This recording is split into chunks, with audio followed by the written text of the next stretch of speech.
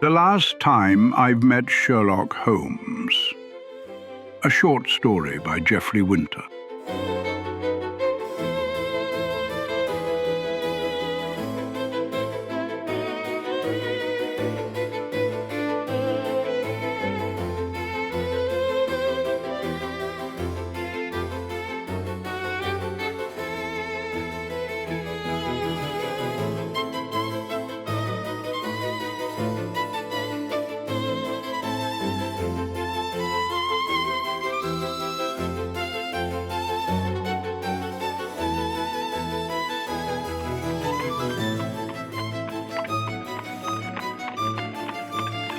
They say a street remembers every step ever taken on it. I have swept the same stones for 2 decades. And sometimes I really do believe that Baker Street tells me things no one else seems to hear. But that morning, yes, that one, the one so still even the fog held its breath, it told me something very different, something final.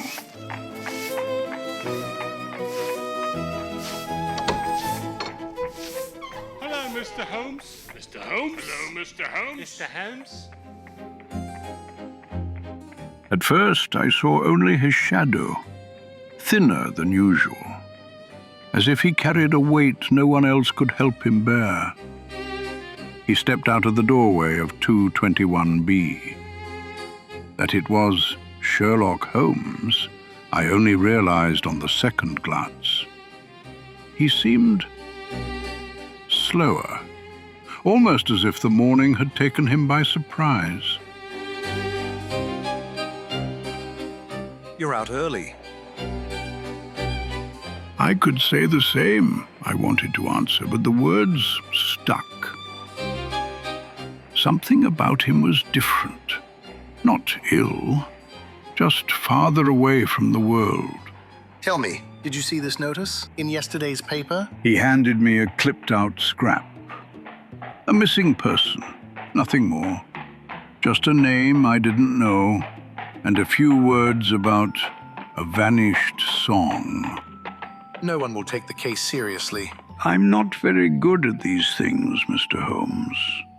What's the story behind the vanished song?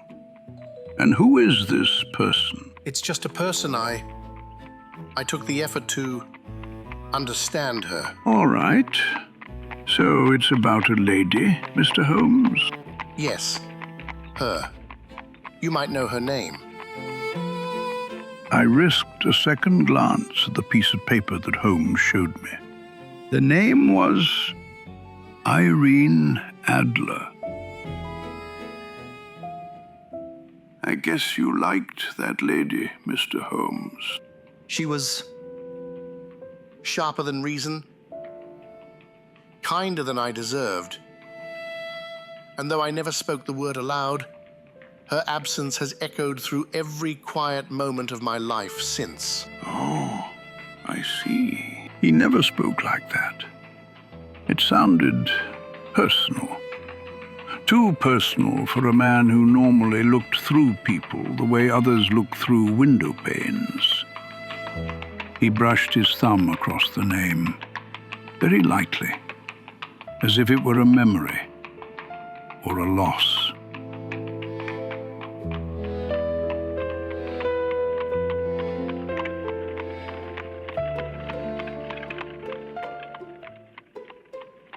I wondered why he was alone. All these years, I'd rarely seen Holmes without his friend, the doctor with the warm laugh and the heavy footsteps. But that morning, there was a silence between us, in which only one person was missing. What was his name? Watson? Yes, Watson. You've heard of Dr. Watson's passing, I suppose? I remembered. What a loss. He was always so friendly to me. And I guess he was pretty clever. Yes, I did, Mr. Holmes. My condolences. I said these words But I think Holmes just hadn't learned how to breathe alone. And then I knew. No explanation needed. I don't know whom he was thinking of, but his eyes drifted into a distance I've only ever seen in people who once had someone and then did not. A name sat on his tongue, or in his heart. I didn't hear it, but perhaps the street did. He nodded to me, a small nod, the kind you'd overlook, unless you knew it was a farewell. Take care of yourself. He had never said that before, not even close. He stepped into the fog, and this time the street swallowed him faster than ever. The footsteps grew quieter, then farther apart, and then there were none.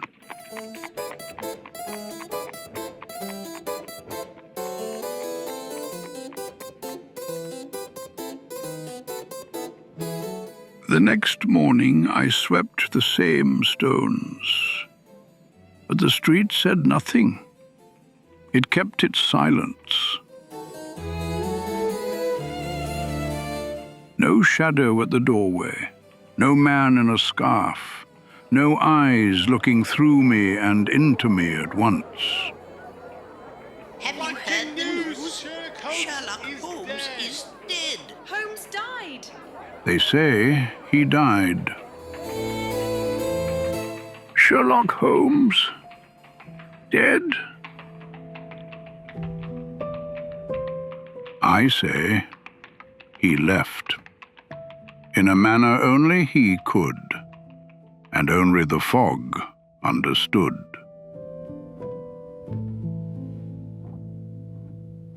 When I lean my broom against the wall, I whisper softly, "Good evening, Mr. Holmes."